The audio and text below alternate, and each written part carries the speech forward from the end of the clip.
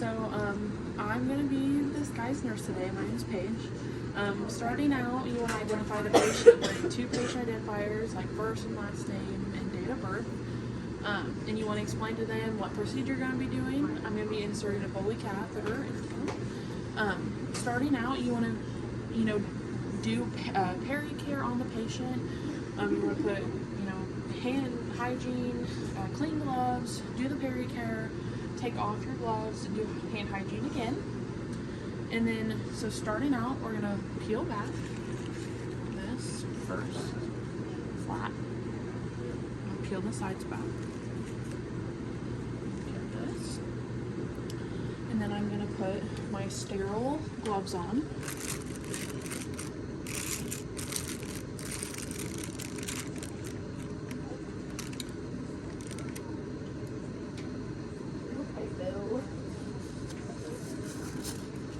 Leave it. I'm going to stick these up underneath here. Lift it up.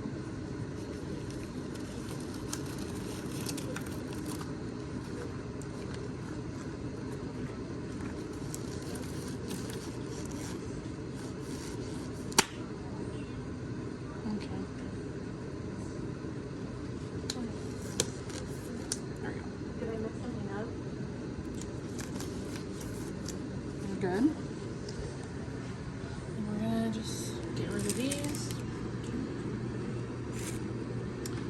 We're going to pick this up, and you want to lay the shiny side down, and to make sure you don't contact the patient, you want to fold it in like that.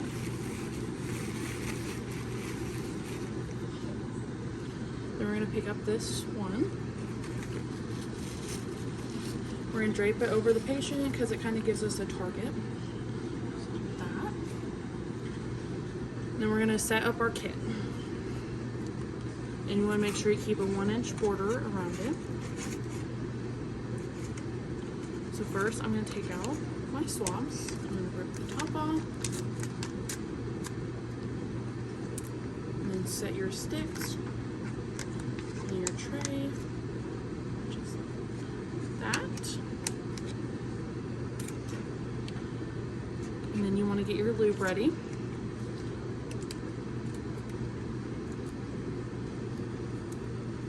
Squeeze that into the tray.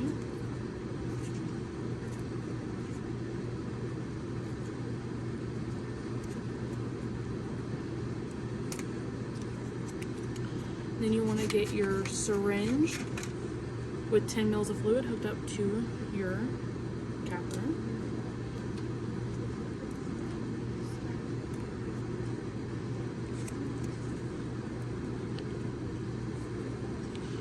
Make sure it's in there because you want it coming out on you. I'm going to take this.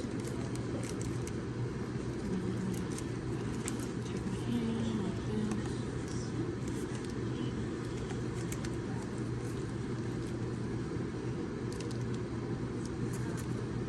And place it down in the lube, just like that.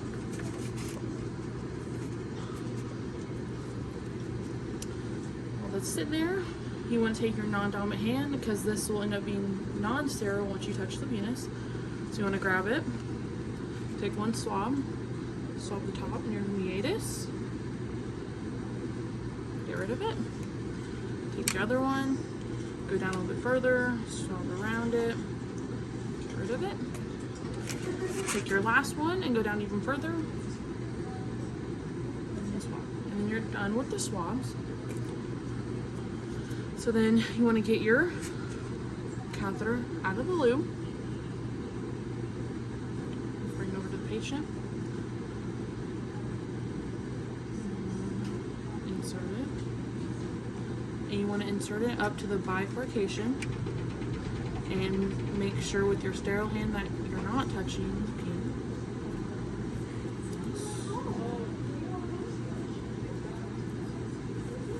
And once you get up to the bifurcation, I'm going to take your non-sterile hand and kind of pinch and hold it. And then push in the 10 mils of fluid.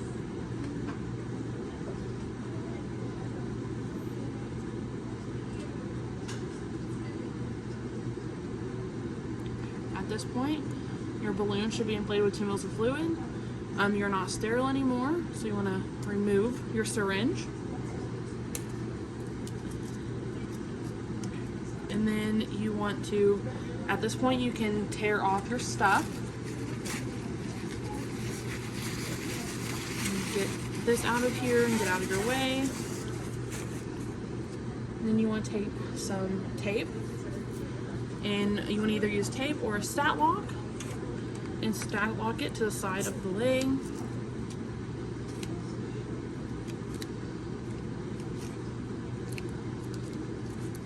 And do another tape just for good measure. Just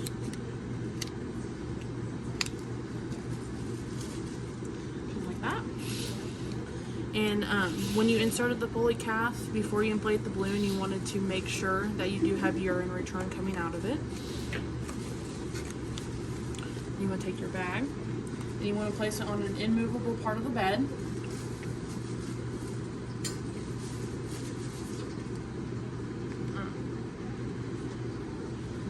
So the urine that comes out, you want to document the output of it, appearance, like the color of it, if it's cloudy, clear, and then how much came out, if it has an odor. And then you want to also document what size of catheter you used and how much fluid you're able to instill in the balloon when you put it inside the patient, so that they know when they remove it, they know how much fluid to take out of the balloon.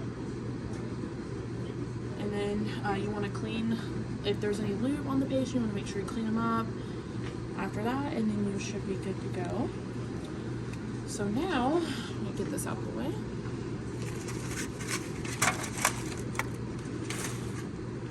I'm going to show you how to remove the catheter. So before you remove it from the patient, you want to empty the bag. Again, measure the output, color, odor, appearance, clear, cloudy, and then we'll bring that up here. Make sure it's emptied out. Remove the stat lock or the tape. Well,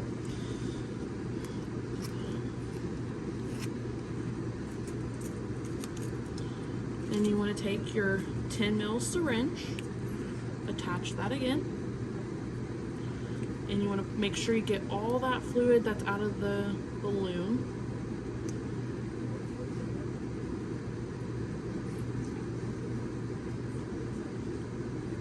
And just to make sure you got all the fluid, you want to waste the one that you just pulled out, and then go back again and pull back one more time just to make sure you really have all that fluid out.